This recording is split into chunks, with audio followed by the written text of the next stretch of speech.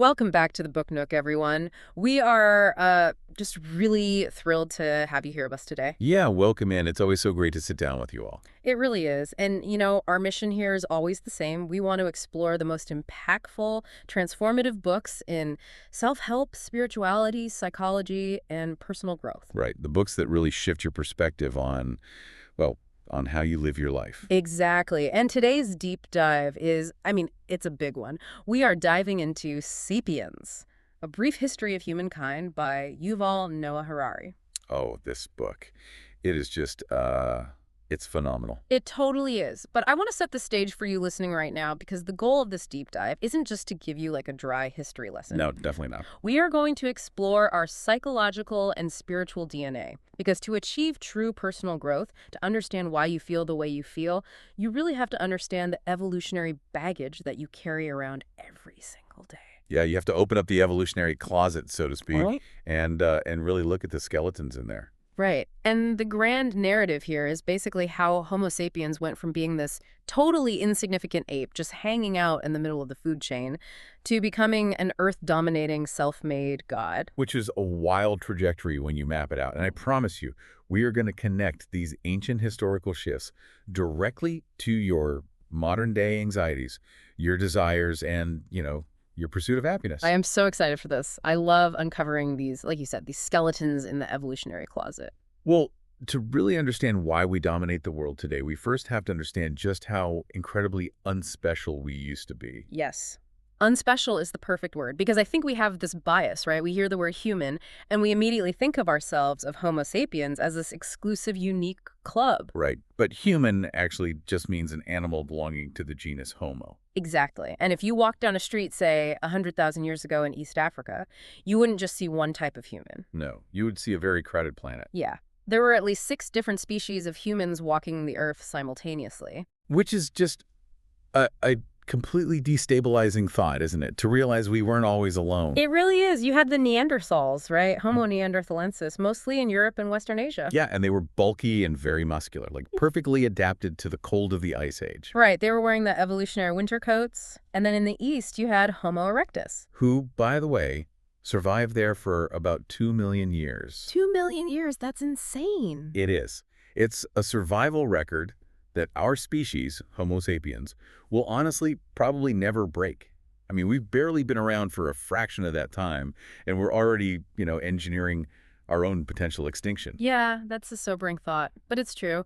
And then you have places like the island of Flores in Indonesia, where you find Homo floresiensis. Ah, the island dwarfing process. This is so fascinating. It is. Basically, sea levels rose, resources became super scarce, and so the larger humans who needed more food just couldn't survive. They literally starved out. Exactly. And the ones who did survive, over generations, they grew to be no taller than a meter. Like 3 feet tall.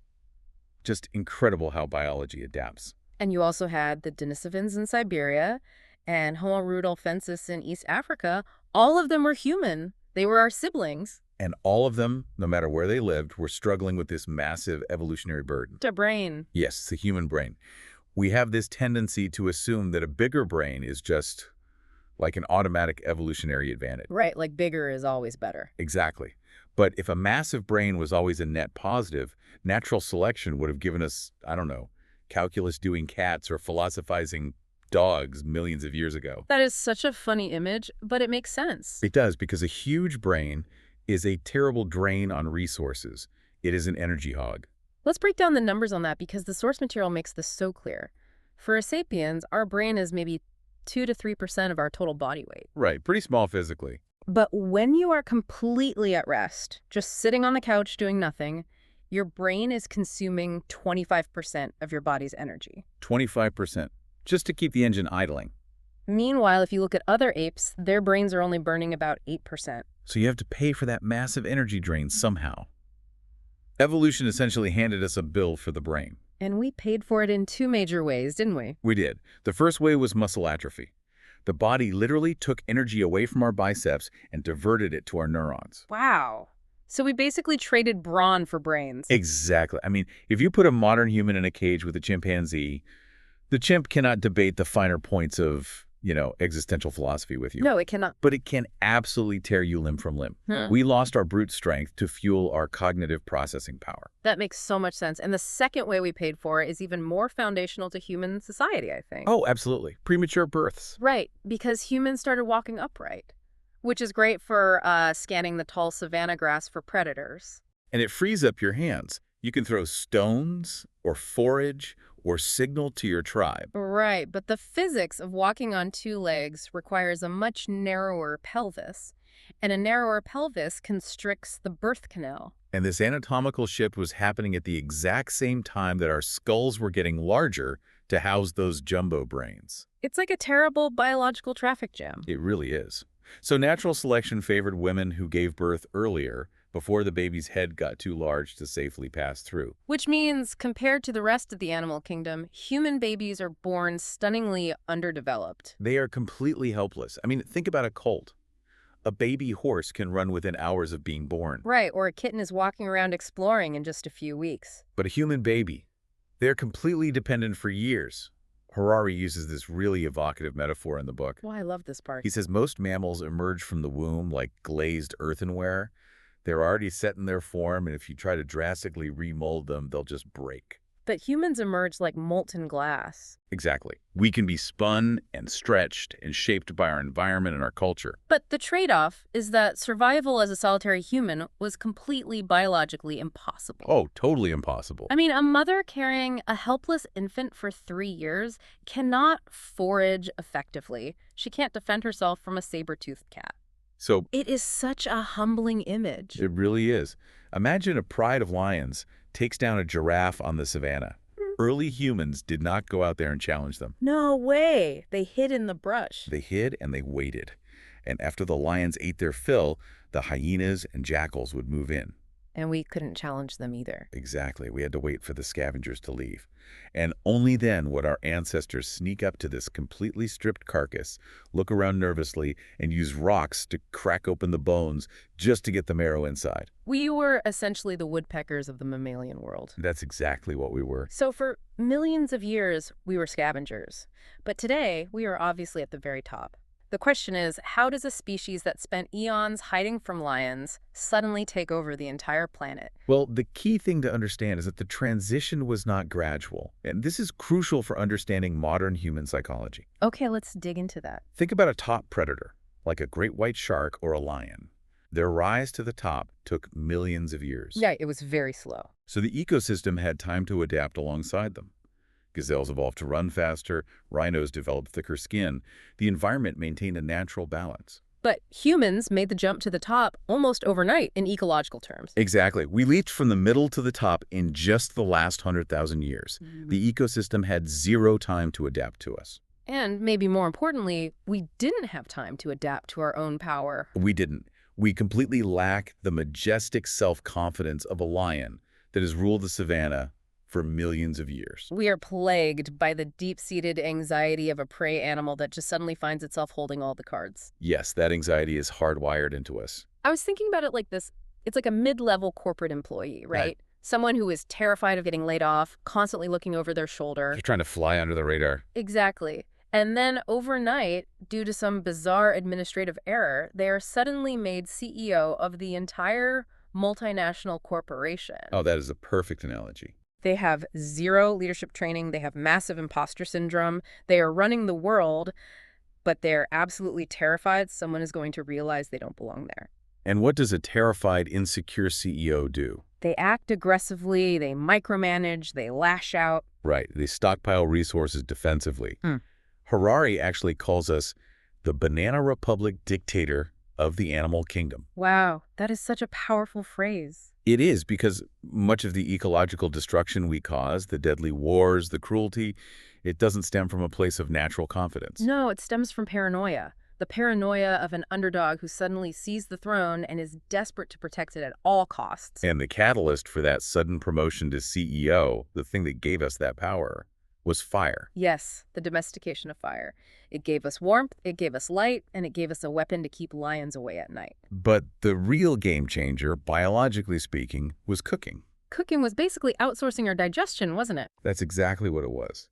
When you cook a potato or a piece of meat, The fire is doing part of the digestive work for you, entirely outside of your body. It breaks down those complex carbohydrates and proteins, and it kills germs and parasites. But the mechanical shift for our bodies is just wild. I mean, chimpanzees spend up to 5 hours a day just chewing raw food. 5 hours just chewing. Right. But cooking meant humans could eat far more calories in a fraction of the time. And over generations, because cooked food is so much easier to digest, our intestines literally shortened. Which brings us right back to the energy economy of the body. Long intestines are massive energy consumers. Just like large brains. Exactly. You cannot biologically afford both. So by shortening the digestive tract, cooking inadvertently freed up the caloric surplus necessary to fuel those jumbo brains of sapiens and Neanderthals. Fire gave us our first real taste of limitless power. It did. If you are an eagle, your power is strictly limited by the physical span of your wings. But a single human with a flint can burn down an entire forest. Exactly.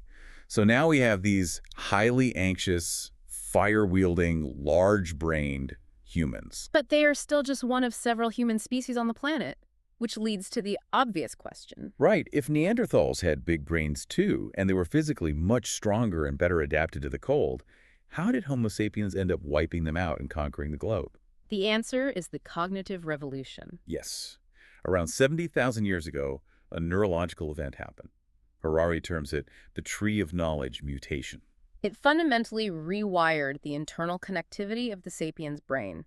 But let's clarify what actually changed here, because animals do have language. They do. Monkeys can vocalize very specific alarms. Right. They have a call that means careful, an eagle, and a completely different sound that means careful, a lion. So what makes the sapiens mutation so special is the mechanics of syntax and displacement. Displacement meaning we can talk about things that aren't physically in front of us. Exactly. A monkey can only communicate about immediate physical reality. It can essentially say, lion here now. But the rewiring of the sapiens' brain allowed us to say, hey, this morning, near the bend in the river, I saw a lion tracking a herd of bison. Right, and that level of detail allows a group to sit down, strategize, and execute complex plans to trap the bison or avoid the lion entirely. But the source material makes a really interesting point here. Tracking animals wasn't the primary driver for this language evolution. No, it wasn't. The primary driver was gossip. Gossip, it's the original journalism. It really is. We established earlier that humans are intensely social animals. If you want to survive in a band of 50 individuals, knowing where the food is certainly matters. But knowing the social dynamics matters even more. Exactly. You need to know who hates whom, who is forming alliances, who is honest, who is a free rider, and, who is sleeping with whom. Which makes perfect sense mathematically when you think about it. If you have a group of just 5 people, there are only 10 individual relationships to keep track of. Very manageable. But as the group grows, the number of one-on-one relationships multiplies exponentially. If you have a group of 50 people, you're tracking over 1,000 individual relationship dynamics. You simply cannot do that if you can't gossip. Gossip allows you to maintain social cohesion in a much larger group. But even gossip has a biological hard ceiling, right? Yes, it does. Yeah. Sociological research points to something called Dunbar's number. Let's talk about that. Based on the size of the human neocortex, the maximum natural size of a group bonded by intimate gossip is roughly 150 individuals. And that number, 150, it pops up everywhere in human society. Everywhere.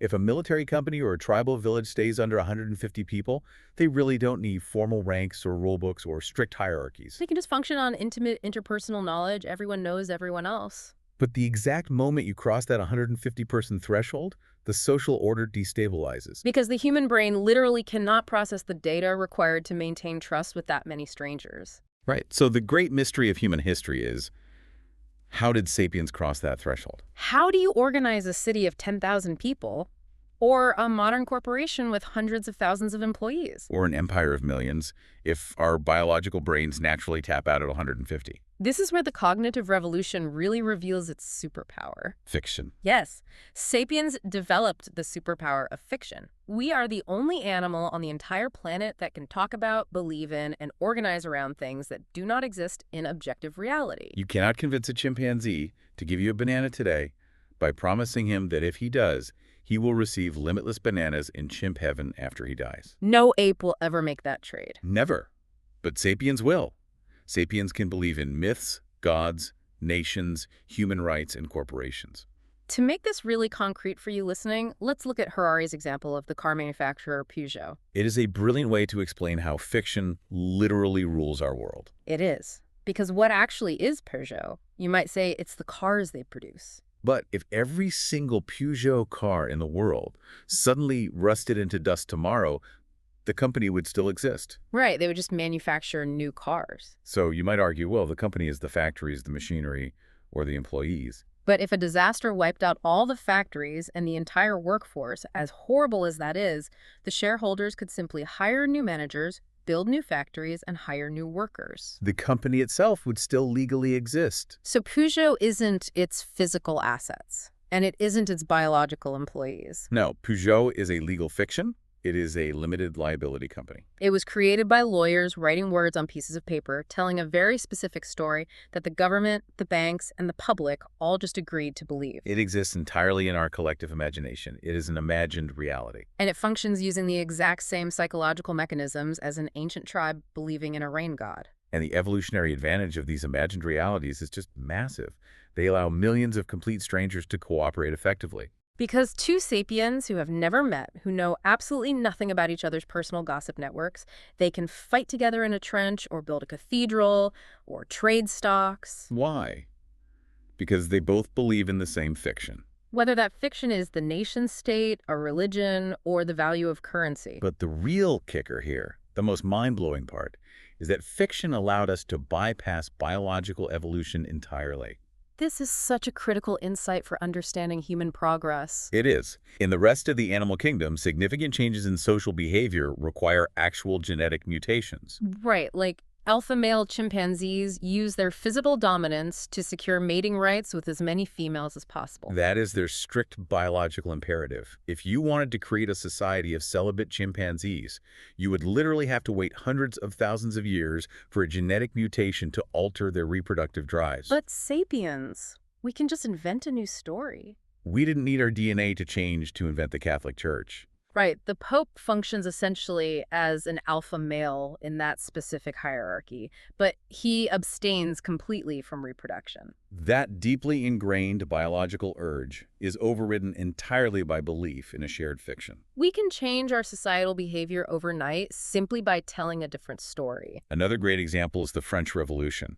In 1789, the French population essentially woke up, stopped believing in the myth of the divine right of kings, and started believing in the myth of the sovereignty of the people. No genetics changed at all. The software just received a cultural update. And this flexibility explains exactly why we wiped out the Neanderthal. It wasn't about individual brain power or muscle. I mean, if you put one sapiens in a ring with one Neanderthal, my money is definitely on the Neanderthal. Oh, absolutely. They would crush us one-on-one. But a band of 50 Neanderthals could not adapt their social structures to cooperate with neighboring bands. They couldn't unite hundreds of strangers under a shared myth. Whereas 500 fiction-weaving sapiens could coordinate complex hunting strategies, share technology across vast trade networks, and just completely outmaneuver the socially static Neanderthals. So the cognitive revolution made us the undisputed masters of the planet. But as we move forward in the timeline, we arrive at this moment roughly 12,000 years ago, where our species made what Harari considers a catastrophic miscalculation. Yes, we abandoned the lifestyle that shaped our biology for millions of years, and we transitioned to agriculture, Harari literally calls the agricultural revolution history's biggest fraud. which just flies in the face of everything we were taught in grade school. Totally. The traditional narrative we all learn is that farming was this glorious leap forward. Right, we supposedly used our massive brains to unlock the secrets of nature. We tamed wild beasts, cultivated wheat, and happily left behind the dangerous, grueling life of hunter-gatherers to settle down into a civilized, comfortable existence. But the archaeological and biological evidence completely shatters that fairy tale. It wasn't a leap forward into comfort. It was a trap. We did not domesticate wheat. Wheat domesticated us. I love how the book breaks down the root of the word domesticate. It comes from the Latin domus, meaning house. Right, and who was living in the house? The wheat isn't living in the house. No, the sapiens are stuck in the house. We became tethered to a specific patch of dirt, spending backbreaking hours clearing rocks, pulling weeds, and hauling water just to make sure the wheat thrives. And we have to look at the skeletal evidence for this because it is damning. It really is. The sapiens' body evolved over millions of years to climb trees, sprint after gazelles, and forage across diverse terrains. It definitely did not evolve to bend over a hoe for 10 hours a day. No. When paleontologists examine the skeletons of early farmers, they find a sudden explosion of ailments that didn't plague hunter-gatherers to nearly the same degree. We're talking slip discs, severe arthritis, hernias, joint degeneration. The physical toll is undeniable, but our diet also completely collapsed. Think about it. Hunter-gatherers ate dozens of different types of plants, nuts, fruits, and meats. They had an incredibly robust nutritional profile. But farmers relied heavily on just a tiny handful of starchy staples, like wheat, rice, or potatoes. Which led to massive vitamin deficiencies and widespread tooth decay. Plus, farmers were now living in cramped, permanent settlements right next to their fields and their domesticated animals, They were basically living in their own waste. which created a perfect breeding ground for infectious diseases. Smallpox, measles, tuberculosis. These originally jumped from domesticated animals to humans. But here is where we need to apply some basic logic. Okay, hit me. Human beings aren't stupid. If the transition to farming meant our bones were aching, our teeth were rotting, our diets were bland, and our children were dying of new diseases, why wouldn't a tribe just look at the wheat field, say, this is a terrible deal, pack up, and go back to foraging in the forest? That is the big question. And the answer introduces a concept known as the luxury trap. It explains why we couldn't just walk away. Right, because the transition wasn't an overnight decision made by some tribal council. It happened incrementally over generations. Walk us through how that happens. Okay, imagine a band of foragers. The climate is shifting a bit, perhaps game is a little scarce, so they start scattering some wild wheat seeds near their camp just to guarantee a little extra food for next season. Which seems like a really smart, minor adjustment. Exactly, and that extra food provides a calorie buffer. That buffer allows the women to have a few more babies because they don't have to carry them constantly while migrating across the wilderness. But fast forward a generation, now you have more mouths to feed. Right, so that mild surplus is gone, consumed by the new population. Yeah. So they have to clear a bit more land, plant a little more wheat, and work a little harder. And before they know it, they are spending their entire day tending to the fields just to maintain this larger population. The luxury of a reliable calorie buffer became an absolute necessity that demanded endless labor. And the reason they couldn't go back is the trap itself. Once your population grows beyond a certain point, the surrounding wilderness can no longer support you. Foraging requires vast tracts of land to feed a very small group of people. But agriculture produces far more calories per acre, even if those calories are nutritionally inferior. So if a village of 500 farmers tried to return to hunting and gathering on that same plot of land, most of them would just starve to death. They were completely trapped, which reveals a really brutal, amoral truth about biology. Yes, evolution does not give a single damn about your personal happiness. It really doesn't. It doesn't measure success by comfort or low stress or your nutritional well-being. It measures success by one metric only: the raw number of DNA copies surviving in the world. It's like how a corporation's success is measured by profit margins, not the mental health of its employees. That is exactly it. From an evolutionary perspective, 1,000 overworked, diseased, malnourished farmers are a massive biological success compared to 100 healthy, robust, well-fed foragers. Simply because there are more copies of the sapiens genome. So agriculture was an incredible evolutionary success, but an absolute individual tragedy. And as populations exploded into the tens of thousands because of agriculture, cities started forming. And this triggered a massive data processing crisis. Right, because when you are a tribe of 50 people, you don't need a spreadsheet to remember who owes you a favor or who killed a mammoth last week. The biological brain is perfectly capable of storing that information. But when you are a kingdom of 1 million people, you have to collect taxes, store grain, pay soldiers, and enforce complex laws. The human brain simply cannot store or process that volume of mathematical and administrative data. It wasn't designed for it. And not only that, but the data dies with the host. If the tribe's elder dies, all their memory dies with them. So the Sumerians in Mesopotamia solved this data crisis by inventing writing. Writing is essentially the first external hard drive. Yes, it freed human knowledge from the constraints of human biology. We could finally store tax records, laws, and inventories outside of our own skulls. And as writing allowed these societies to scale up even further, Keeping thousands or millions of people organized required incredibly strong imagined orders. We mentioned fiction earlier, but as societies grew, these fictions had to be codified into laws and sacred texts to maintain stability. And the comparison the source material makes here is just staggering. We really need to look at it closely. Yes, Harari takes two of the most famous foundational documents in human history and places them side by side to illustrate this. The first is Hammurabi's Code from ancient Babylon, roughly 1776 BC. And the second is the U.S. Declaration of Independence from 1776 AD. Hammurabi's Code was the imagined order for a massive empire, and it establishes a very strict, uncompromising hierarchy. Right, it explicitly states that humanity is divided into distinct classes: superiors, commoners, and slaves. It assigns totally different values to their lives. And Hammurabi claims this structure isn't his idea. It is a universal divine truth dictated by the gods. Then you look at the Declaration of Independence. It completely rejects hierarchy. It states that it is a self-evident truth that all men are created equal and endowed by their creator with unalienable rights like life, liberty, and the pursuit of happiness. Now, I want to be incredibly clear to you listening right now. We are not taking a political or moral stance here. No, absolutely not. We are exploring Harari's biological deconstruction of these concepts. Right. He takes the famous lines from the Declaration and translates them into the cold, hard language of evolutionary biology. Let's trace that translation because it's fascinating. The Declaration says humans were created. But biology dictates we weren't created, we evolved. It says all men are created equal. But evolution is driven by mutation and variance. Humans evolve differently. Equality is a social concept, not a biological one. It mentions unalienable rights, but in nature there are no rights. There are only traits and environmental pressures. It mentions liberty. Liberty is a political construct. Biology operates on determinism and instincts. And finally, happiness.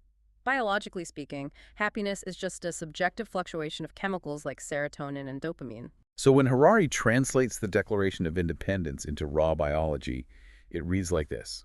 We hold these truths to be self-evident, that all men evolve differently, that they are born with certain mutable characteristics, and that among these are life and the pursuit of pleasure. It feels cold. It feels jarring to hear it like that. It does. But his point is not that human rights are bad or that we should abandon them. No, his point is that human rights, exactly like the divine right of kings or Babylonian castes, are a myth. They are a story we choose to tell each other because it is the only way we can organize a peaceful, functioning, large-scale society. If we collectively stop believing the story, the entire order collapses. The fiction is the glue. So if fiction is the glue and agriculture anchored us to the land and writing allowed us to scale our data, what we see over the next few millennia is the relentless unification of humankind. History has a distinct arrow, and it points directly toward unification. If you look at the globe 10,000 years ago, humanity was fractured into thousands of completely isolated worlds. You had sapiens in Australia who had no idea there were sapiens in North America. The people in Tasmania were completely cut off from the rest of the species for 12,000 years. But slowly, those isolated bubbles collided, merged, and collapsed into larger and larger spheres, eventually forming the singular global network we live in today. And the sources identify three massive, overarching unifiers that drove this process, pulling disparate peoples together, often against their will. Those three unifiers are money, empire, and religion. Let's start with money. The mechanics of money are fascinating because, at its core, money is the ultimate system of mutual trust. It really is the most successful fiction ever invented. Think about the transition from barter to currency. Okay, yeah. Like if you make shoes and you want apples, you have to find an apple farmer who happens to need shoes right now. Right, and if he already has shoes, you basically starve. Money solves this by introducing an intermediary token. Initially, it was barley. Then it became silver shekels. But the cognitive leap required to use silver is huge. Barley has intrinsic value. You can actually eat it. A silver shekel has zero intrinsic value. You can't eat it, you can't make tools out of it because it's too soft. It only works if everyone agrees on the fiction of its value. And the reason money succeeded where kings and gods failed is because of the specific nature of the trust it requires. Religion asks you to trust in the same invisible God as a stranger. That's a really high bar. Money simply asks you to trust in the same token of exchange. You don't even have to trust the stranger, you just have to trust the money. The example that perfectly illustrates this is Osama bin Laden. Oh, this is such a stark example. It is. He vehemently despised American culture, American religion, and American politics. He dedicated his life to fighting the West. Yet he was entirely willing, even eager, to use American dollars to fund his operations. Money transcends cultural hatred, religious divides, and political borders. It is the one fiction everyone on Earth agrees upon. The second great unifier is empire. And this requires us to confront some very uncomfortable historical realities. It does. We naturally sympathize with the underdog, the colonized, the conquered. Empires are built on bloodshed, oppression, slavery, and the eradication of distinct peoples. But the harsh truth Harari forces us to look at is that virtually all modern cultures are the legacy of those same brutal empires. When an empire conquers a territory, it doesn't just extract resources. It forces its language, its legal systems, its architecture, and its philosophical ideas upon the vanquished. And over centuries, those imposed ideas blend with the local customs. The Romans conquered Europe through immense violence, but they left behind Roman law, Latin roots, and infrastructure that completely shaped the continent. The British Empire committed atrocities worldwide, but it also disseminated the English language, the concept of common law, and modern parliamentary systems. So if you are trying to find a pure, authentic culture today, one completely untainted by the blood of imperial conquest, you really won't find it. Even the cultural practices we fiercely defend as indigenous or traditional often have their roots in some ancient imperial assimilation. The third unifier is religion, but we need to expand our definition of what a religion is. Right, because we tend to think of gods and temples. But in the context of unification, a religion is simply a system of human norms and values that is founded on a belief in a superhuman order. By that definition, ideologies like communism, capitalism, and humanism function exactly like religions. Let's focus on humanism, because it is essentially the dominant religion of the modern world. Humanism is the belief in the unique, sacred nature of Homo sapiens. Instead of worshiping a deity in the sky, we essentially worship ourselves. We believe that human experience is the ultimate source of meaning in the universe. And capitalism operates as a deeply entrenched sect alongside it. We believe implicitly in the dogma of continuous economic growth. If the economy doesn't grow, we view it as a catastrophe, much like ancient farmers viewed a failed harvest as the wrath of the gods. But looking at all of this, money, empire, religion, pulling everyone together into this massive global network, it forces a really difficult question. What's the question? If empires wipe out distinct cultures, if biology doesn't care about human rights, it sounds like history is completely devoid of justice. Yeah. Do the good guys ever win? Or does history just blindly favor whatever system connects the most people and generates the most power? That is one of the most sobering takeaways from this deep dive. There is zero historical or biological proof that the march of progress works for the benefit of human happiness or justice. History is a blind, complex system. It moves inexorably toward greater unification and complexity, utterly indifferent to the individual suffering it generates along the way. And nothing accelerated that unification and that power more than the scientific revolution, which kicked off roughly 500 years ago. But to trigger it, Sapiens had to do something completely counterintuitive to everything we had done before. We had to admit that we didn't know everything. Right. For thousands of years, the prevailing belief systems, whether it was Christianity, Islam, Buddhism, or Confucianism, operated on the assumption that the great gods or the wise ancestors already possessed all important knowledge. The answers to the universe were already in the ancient texts. If a peasant wanted to know how the stars worked or why plagues happened, they asked a priest. And if the priest didn't have the answer, the assumption was that the knowledge just wasn't important for human salvation. God knew, and that was enough. But the scientific revolution hinged on a radical, terrifying concept summarized by the Latin word ignoramus. We do not know. It was the institutionalized admission of ignorance. And by admitting we didn't know how the world worked, we suddenly had a mandate to find out. We started making empirical observations, developing mathematical models, and funding huge expeditions. And the goal wasn't just to accumulate trivia.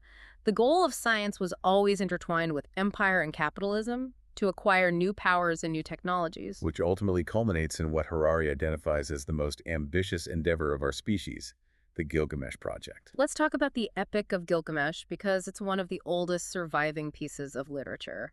It tells the story of an ancient king who is terrified of death. So he goes on this epic quest to find the secret of immortality. Only to discover that the gods have decreed that death is the inescapable fate of humanity.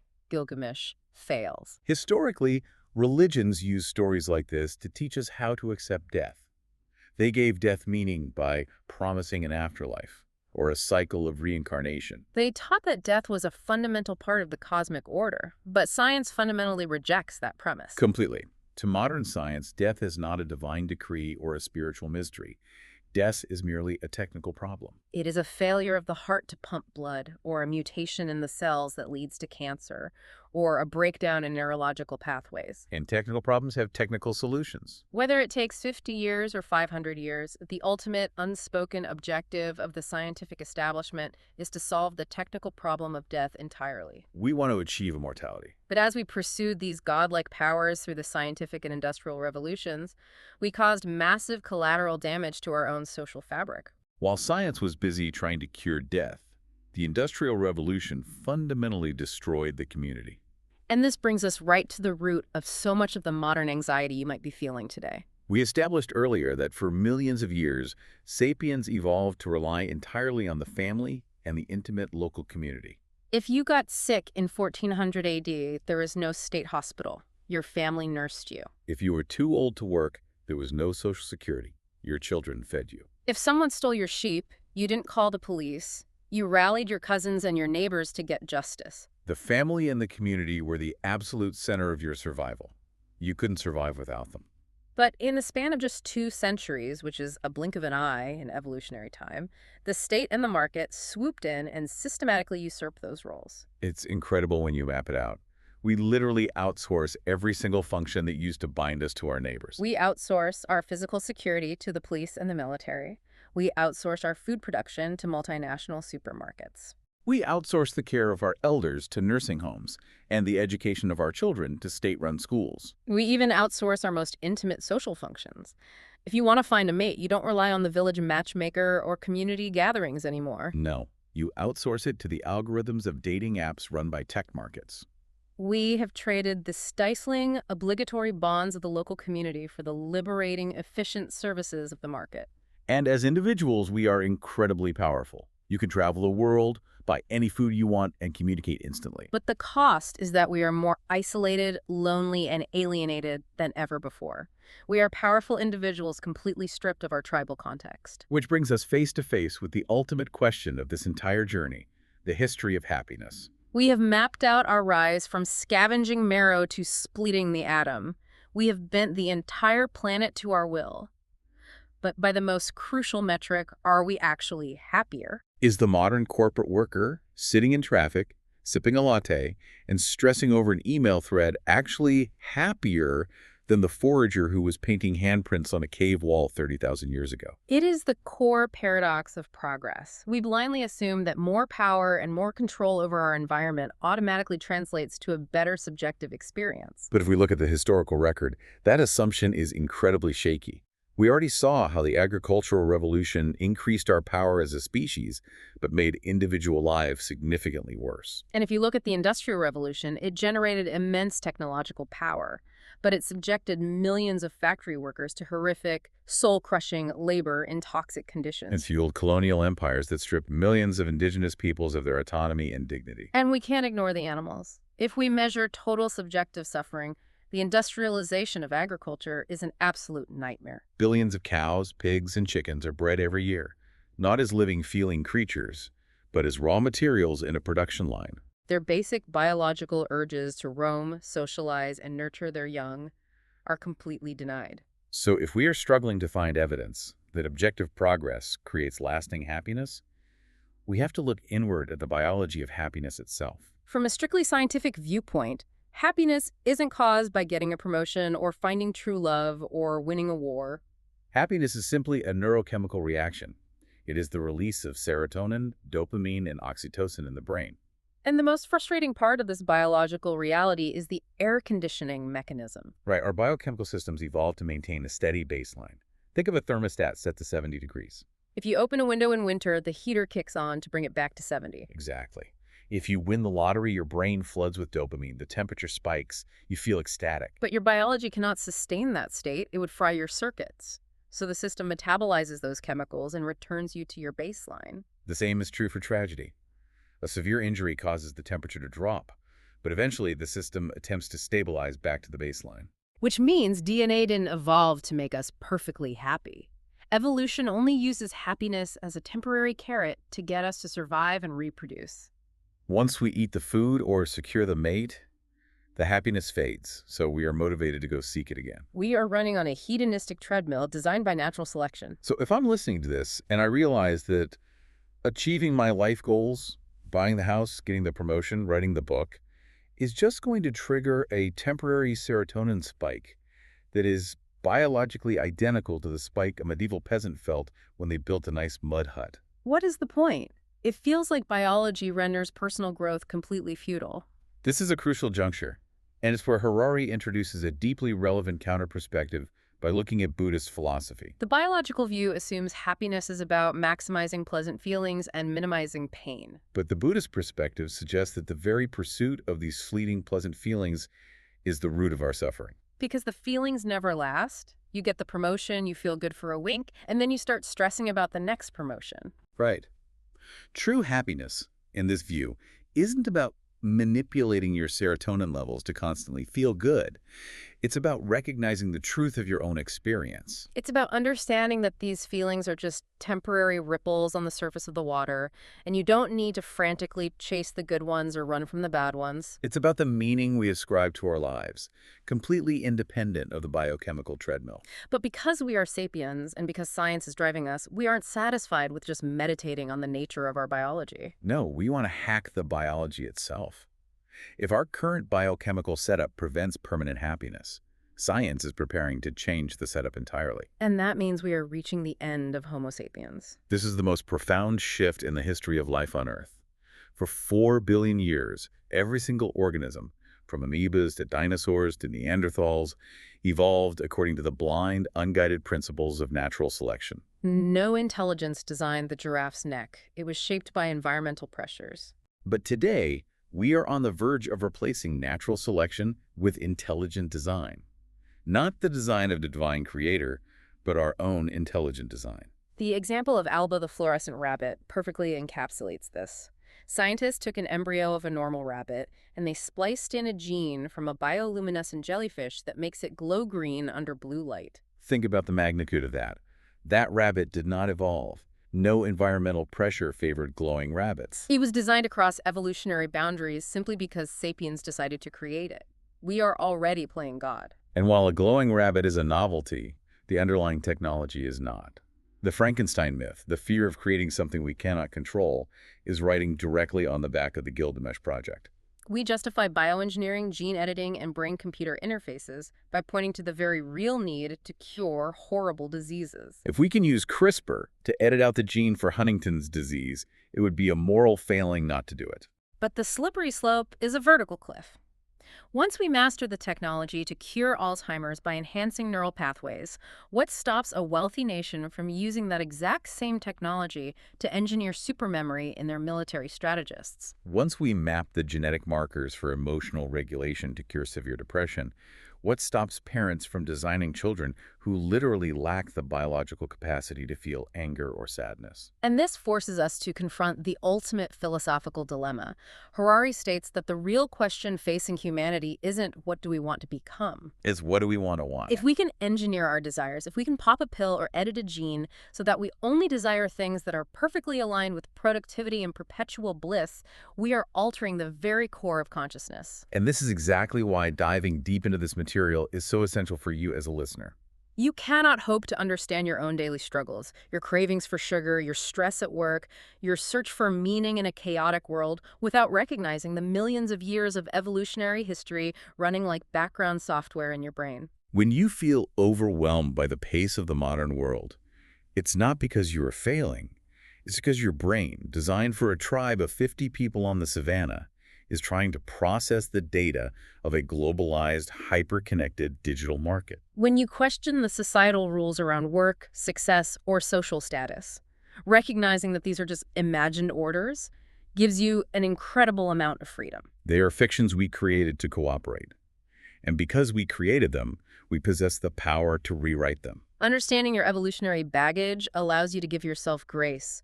You can step back and view your life not as a series of isolated personal shortcomings, but as the inevitable friction between an ancient biological machine and a hypermodern environment. It changes everything about how you see yourself. It really does. If today's deep dive shifted your perspective, make sure to subscribe to the Book Nook so you never miss an episode. And we want to hear from you. Drop a comment below and tell us which book you'd like us to explore next. We read every single one. I want to leave you with one final, mind-bending concept to mull over until our next deep dive. If our descendants continue on this path, if they successfully bioengineer themselves to experience perpetual, unbroken bliss, to possess superintelligence, and to network their consciousness with artificial intelligence, they will no longer be Homo sapiens. They will be an entirely new species. They won't understand our art, they won't need our religions, and they will look at our struggles with complete incomprehension. We are striving with all our might right now to build a future that, by definition, literally has no place for us. Until next time, keep exploring.